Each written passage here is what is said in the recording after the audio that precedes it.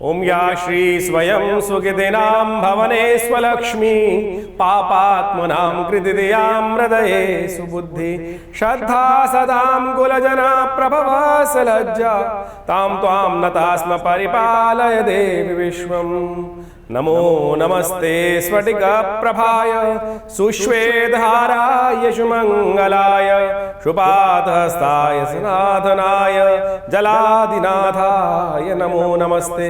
नमस्कार, स्वागत है आपका आचार्य वाणी में। मैं आचार्य डॉक्टर विक्रमादित्य आपके साथ हूँ और आज का विशेष जो हमारा है वो है मेष राशि वालों के लिए नवंबर का आरंभ काल ग्रहों का किस प्रकार का योग बना रहा है। देखिए मेष राशि वालों, आपकी राशि के स्वामी मंगल हैं और मंगल जो हैं बड़े विशेष प्रकार के योग बनते दिखाई देंगे और अभी आने वाले 3-4 महीनों तक मंगल जो हैं वो जिस प्रकार के योग बना रहे हैं उनसे आपको सावधान करने की आवश्यकता है कि मंगल क्षीणस्थ अवस्था में है, अपनी नीच अवस्था में चल रहे हैं मंगल, और ऐसे में मंगल बड़ी कमज़ोर हो जाते हैं। मंगल को ताकत, आपकी राशि के स्वामी ही मंगल है। छोटी छोटी बातों में कई बार ऐसा हो सकता है कि हाथ पैरों से जान निकल जाए, डर मन में उत्पन्न हो जाए, भय मन में उत्पन्न हो जाए, फिर नेगेटिव रास्ते में आप जा सकते हैं, गलत कार्य करने की तरफ प्रेरित हो सकते हैं, डिप्रेशन में जा सकते हैं। तो ऐसे में मंगल का उपाय करना बहुत ज़रूरी है।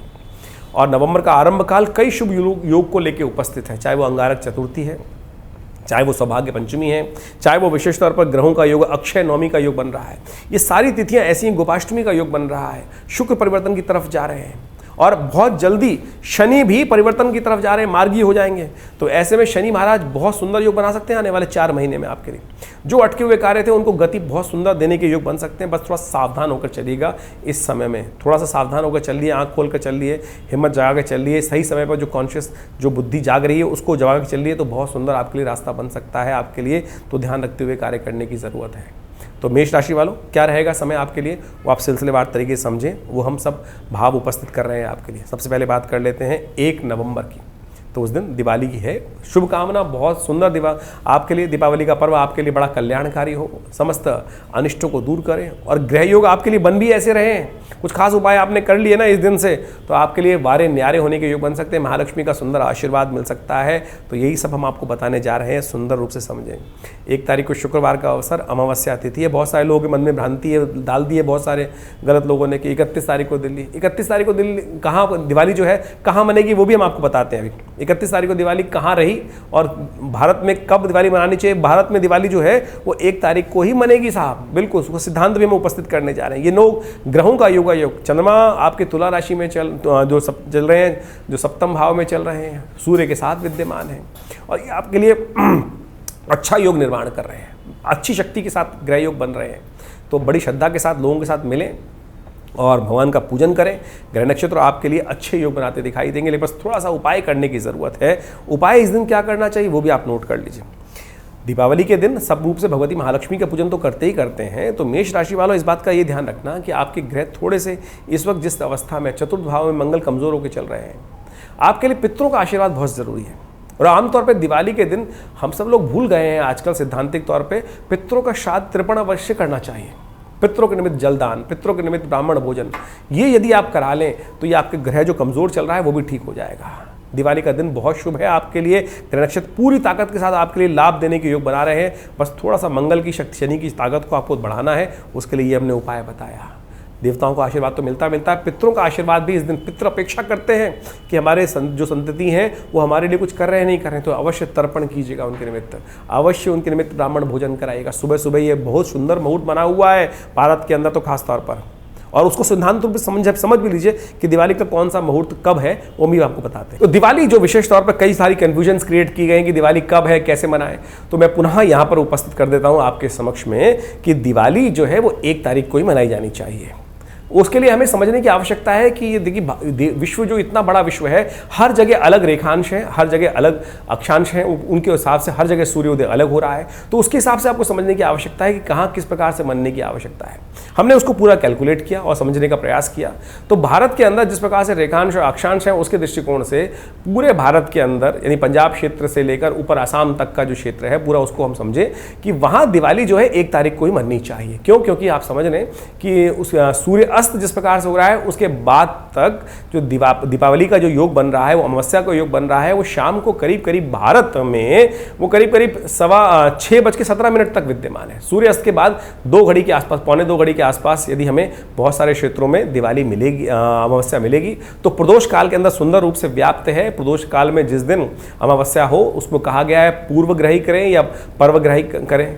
तो पराग्रही है, दीपावली के संबंध में अमावस्या के दिन कहा गया है पराग्रही जो हो, पूर्वग्रही नहीं, पराग्रही जो हो, यानी अगले दिन जिस दिन पूरी तरह से अमावस्या, यदि आपको विशेष तौर पर जो अमावस्या है विशेष तौर पर अगर सूर्य अस्त के बाद तक 2 घड़ी जो 1 घड़ी से ऊपर विद्यमान है तो उसी दिन बननी चाहिए। तो भारत के क्षेत्र के अंदर साफ साफ समझ लीजिए हमारे लिए सबसे श्रेष्ठ ये है कि ये जो ग्रह है ये साफ साफ दिखा रहा है। पाकिस्तान से आगे जाकर, अफगानिस्तान से आगे जाकर जहां जहां रेखांश उपस्थित होंगे, चाहे वो यूरोप है चाहे वो अमेरिका है, वहां 31 तारीख को मनने का योग है। तो वहां 31 तारीख को दीपावली का पर्व मना है और मनना ही चाहिए उसमें, क्योंकि वहां पर जो सूर्यास्त शाम को जब होगा 1 तारीख को, तब अमावस्या नहीं रहेगी। अमेरिका इत्यादि, यूरोप इत्यादि, दुबई इत्यादि क्षेत्रों के संबंध में हम बात कर रहे हैं। लेकिन भारत जो पाकिस्तान तक का क्षेत्र जो है, हम ऊपर लेके बात करें असम से, ऑस्ट्रेलिया इत्यादि क्षेत्रों में यदि हम बात करें, चाइना इत्यादि में रहने वाले हिंदू कब मनाएंगे दिवाली, तो वो 1 तारीख को ही दिवाली मननी प्रशस्त दिखाई देती है। शास्त्र के दृष्टिकोण से इस संबंध में भ्रांति ना उत्पन्न करें। बहुत सारे लोग इस बात पे कहते हैं कि सब लोग का त्यौहार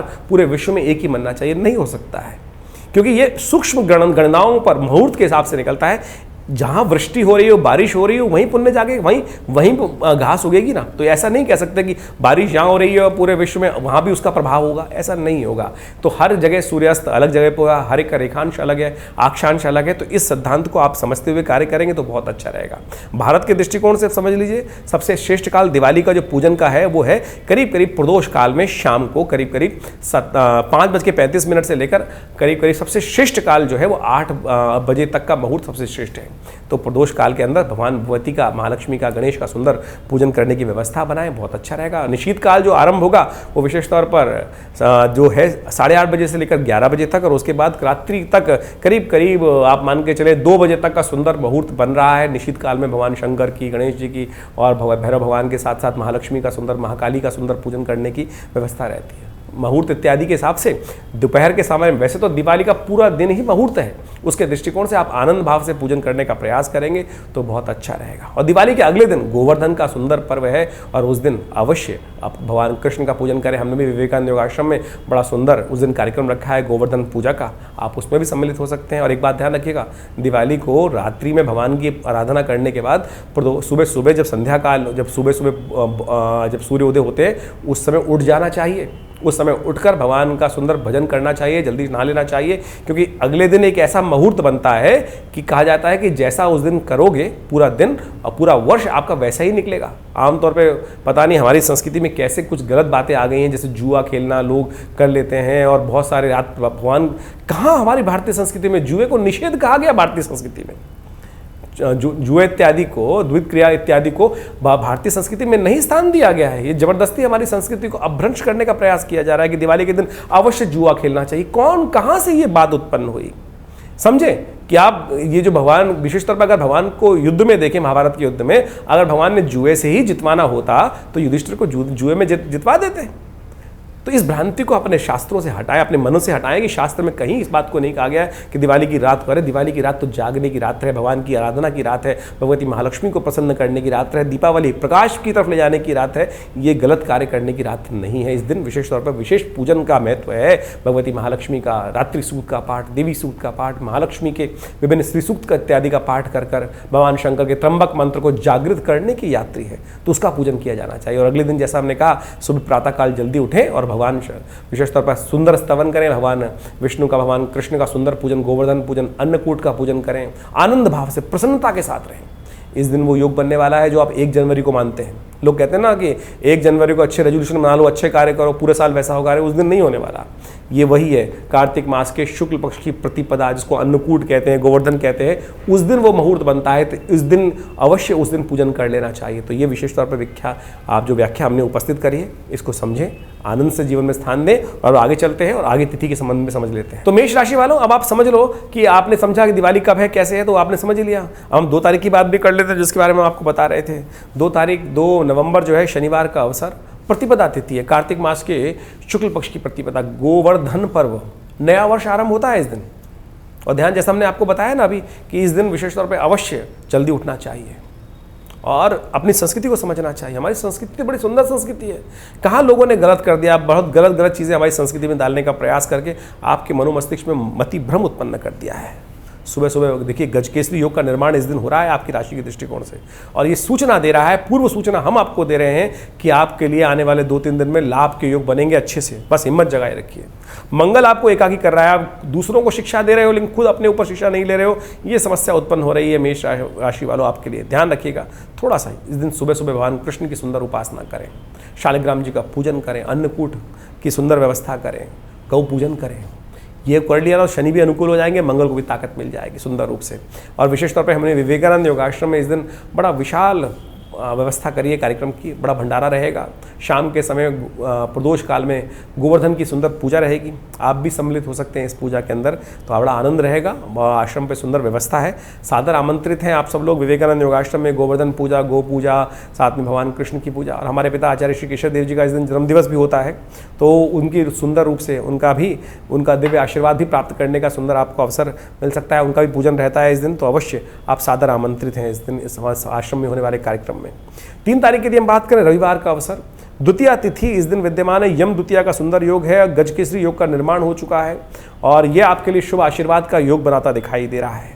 पॉजिटिव रिजल्ट के साथ आगे बढ़ते हुए कार्य करना आपके लिए बड़ा सुंदर रहेगा, लेकिन मनोमस्तिष्क थोड़ा सा रिजर्व दिखाई देता है। आप समझ नहीं पा रहे हैं चीज़ों को।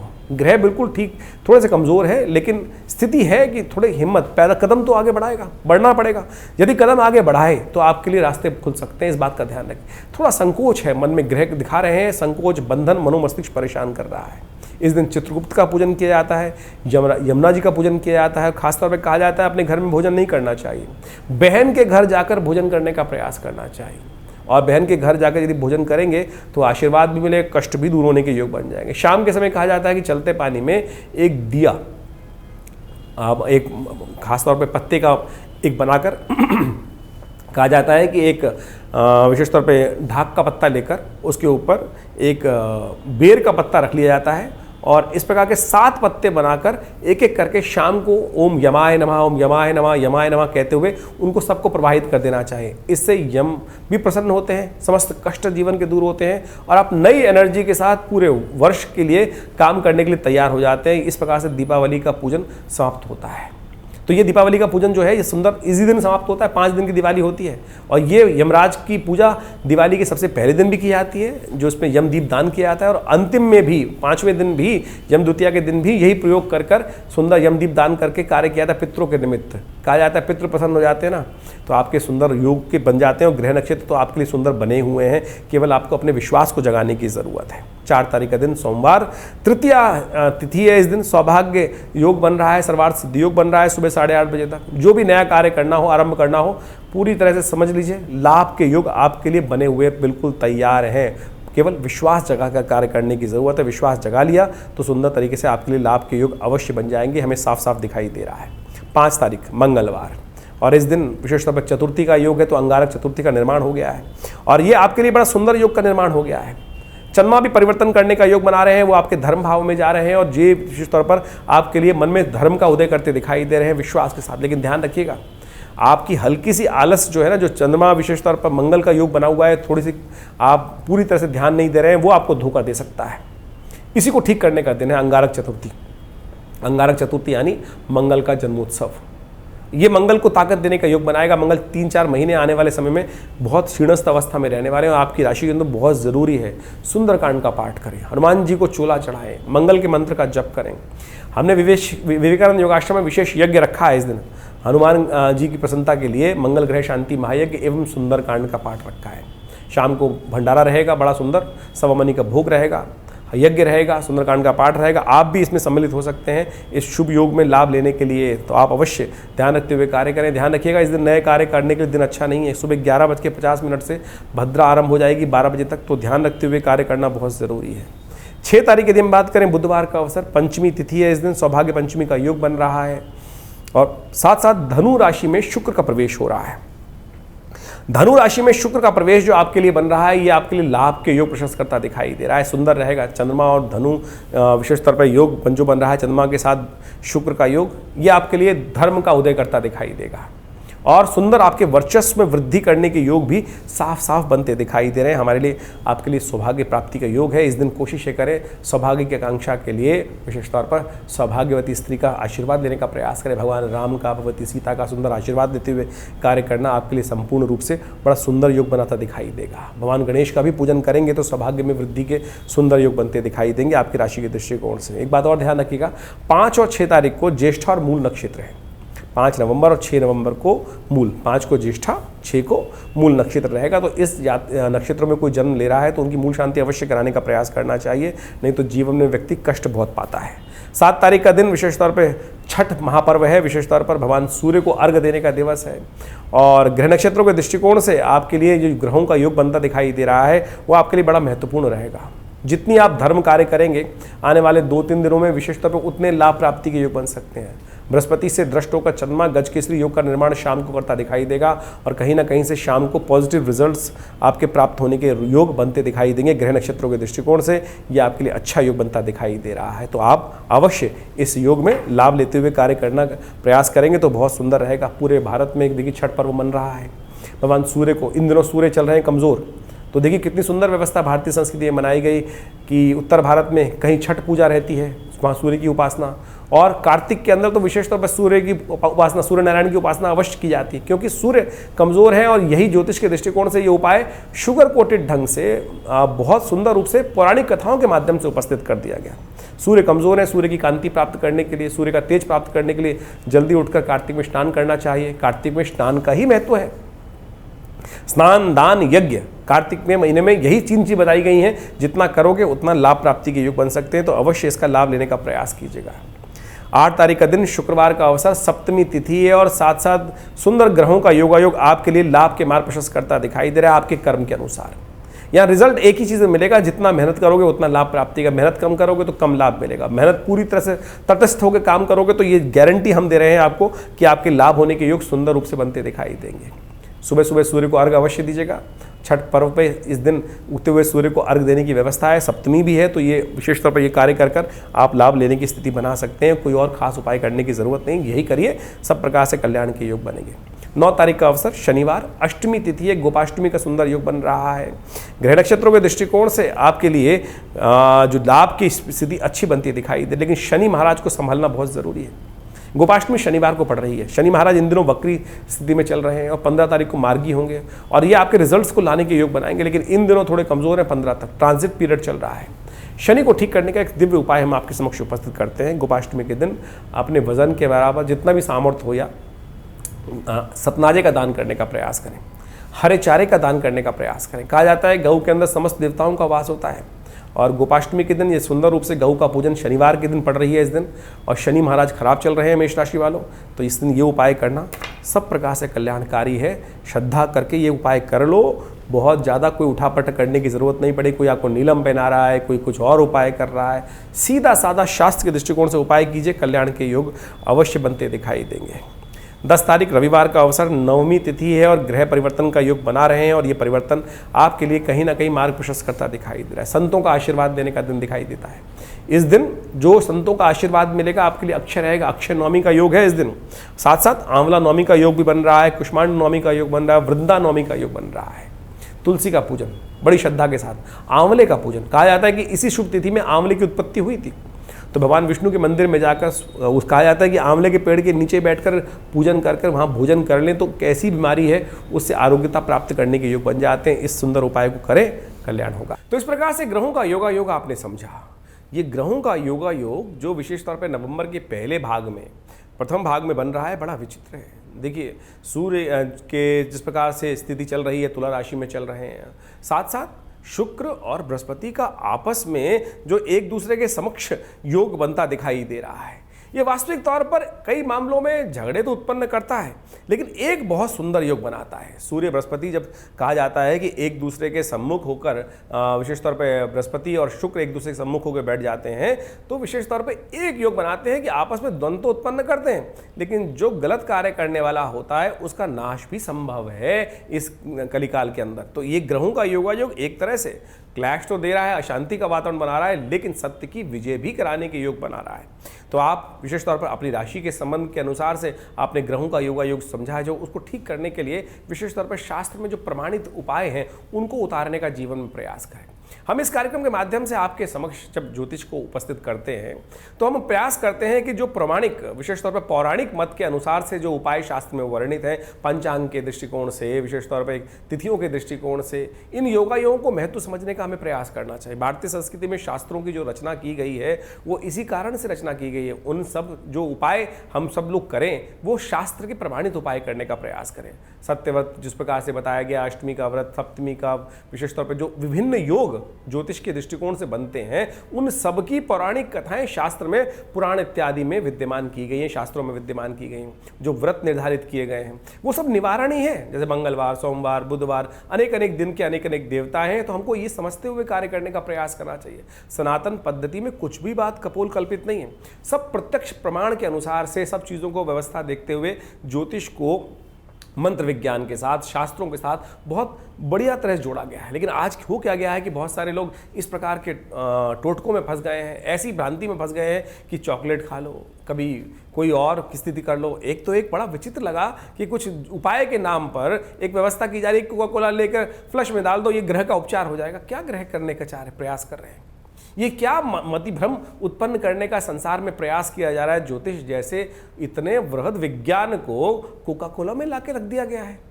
मतलब स्थिति सोचे कि मतलब बड़ा विचित्र लगता है कि आज जिस प्रकार से अभी दिवाली के संबंध में इतनी भ्रांति उत्पन्न करने का प्रयास किया जा रहा है, शास्त्र मत को समझा नहीं जा रहा है। तो हमने अपने इस चैनल के माध्यम से आपके समक्ष बहुत सारी चीज़ें उपस्थित करने का प्रयास किया है। कोशिश ये करें, भगवान की कृपा अद्भुत है, बड़े सरल कर्म से बन जाती है। और हम अनेक प्रकार के, मुझे बताइए परमात्मा को आपके पैसे की आवश्यकता क्या है? हम बड़ी विचित्र स्थिति बन जाते हैं कि इस प्रकार के उपायों को बड़े अननेसेसरी के खर्चे करने प्रयास कर देते हैं कि कुछ कोई नग पहना रहा है, कोई रुद्राक्ष पहना रहा है, कोई कुछ बेच रहा है, कोई कुछ बेच रहा है। हम ज्योतिष को वास्तविक तौर पे क्या बनाने का प्रयास किया जा रहा है? लाख लाख रुपए, 2-2 लाख रुपए, 5-5 लाख रुपए। एक तो ऐसा मुझे समझ में सुनने को मिला कि एक व्यक्ति ने, कोई रत्न था बहुत महंगे रूप में, 5-5 लाख रुपए के, 10-10 लाख रुपए के रत्न बेचे जा रहे हैं। और उसके बाद ज्योतिष का नाम का सहारा लिया जा रहा है। बिल्कुल रत्न काम करते हैं, बिल्कुल अच्छे काम करते हैं। कहा भी गया है कि रत्न यदि वास्तविक सत्य हो तो बहुत सुंदर रूप से कार्य कर देता है, लेकिन शास्त्र के अंदर उसके बहुत सारे ऑल्टरनेट बताए गए हैं। पुखराज पहनने की किसी की व्यवस्था नहीं है तो केवल हल्दी लगाकर, बृहस्पति का मंत्र जप कर ही आप उपाय कर सकते हैं। ये शास्त्र में प्रमाणित रास्ते बताए गए हैं कि नहीं बताए गए? तो हमको ये समझना चाहिए कि इन सब चीज़ों को समझें हम, तो उसके बाद कार्य करने का प्रयास करें। और एक बात और समझ लें, ज्योतिष के अंदर बहुत सारे हम व्यवसाय, विभिन्न व्यवसायों में काम करते हैं। कोई शेयर में काम कर रहा है, कोई विभिन्न चीज़ों में काम कर रहा है। जो इस पक्ष के अंदर विशेष तौर पे कार्तिक के महीने में योग बन रहा है कि पहले पक्ष जो कृष्ण पक्ष है उसके अंदर वो तिथि बढ़ी और फिर अगले पक्ष कृष्ण पक्ष के शुक्ल पक्ष के अंदर वो तिथि घट गई।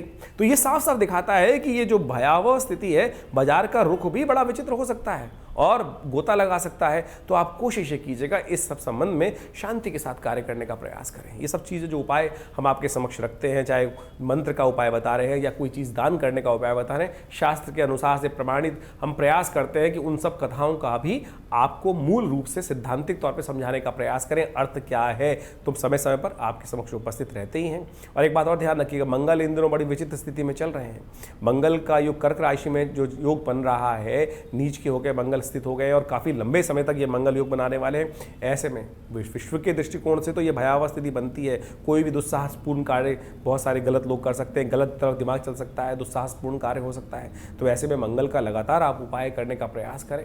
और इन समस्त कार्यों के लिए हमारे आश्रम में विभिन्न समय पर विभिन्न प्रकार के यज्ञ समय समय पर चलते रहते हैं। आप सब लोग उसमें भी सम्मिलित हो सकते हैं। रविवार को जो बड़ा कार्यक्रम होता है, कोई फीस नहीं ली जाती आश्रम में। आश्रम की तरफ से ये समस्त यज्ञ इत्यादि कार्य जो है विभिन्न कार्य समय सब चलते हैं। आप यदि रविवार वाले यज्ञ में बैठना चाहें तो सुबह 8 बजे से लेकर करीब करीब 10 बजे तक भंडारे के साथ सुंदर कार्यक्रम रहता है। आप उसमें सम्मिलित हो सकते हैं, भगवान भगवती के सानिध्य में बैठ सकते हैं। माँ भगवती की सुंदर शिव विग्रह, जो चमत्कारी शिव विग्रह 1947 में मुल्तान से यहाँ पधारा, उनके सानिध्य में, जिनकी फोटो अभी आप हमारे इस वीडियो के माध्यम से देख भी रहे होंगे, तो ये भगवती का शिव विग्रह 1947 में 500 साल पुराना भगवती का शिव विग्रह है जो आश्रम में प्रतिष्ठित है। उन्हीं के सानिध्य में विभिन्न प्रकार के कार्यक्रम, गौशाला इत्यादि, विभिन्न हॉस्पिटल के जो विवेकानंद हॉस्पिटल है, योगा प्राकृतिक चिकित्सा आयुर्वेद का हॉस्पिटल है, वो कार्य कर रहा है। विभिन्न लोग जो विभिन्न पैनल्स पे हैं, भारत सरकार के, दिल्ली सरकार के, एनडीएमसी के, दिल्ली पुलिस के, विभिन्न सरकारी ऑर्गेनाइजेशंस हैं, वो भी आकर यहाँ पर अपना इलाज पैनल पे होने के कारण से कराते हैं। तो आप भी हमारे इस संस्थान से जुड़ें और संपूर्ण रूप से आध्यात्मिक कार्यों को हम आगे बढ़ाने का प्रयास कर रहे हैं। आशा करते हैं आप भी इसमें सुंदर रूप से जुड़कर लाभ लेंगे और विवेकानंद योगाश्रम के साथ जुड़े रहेंगे।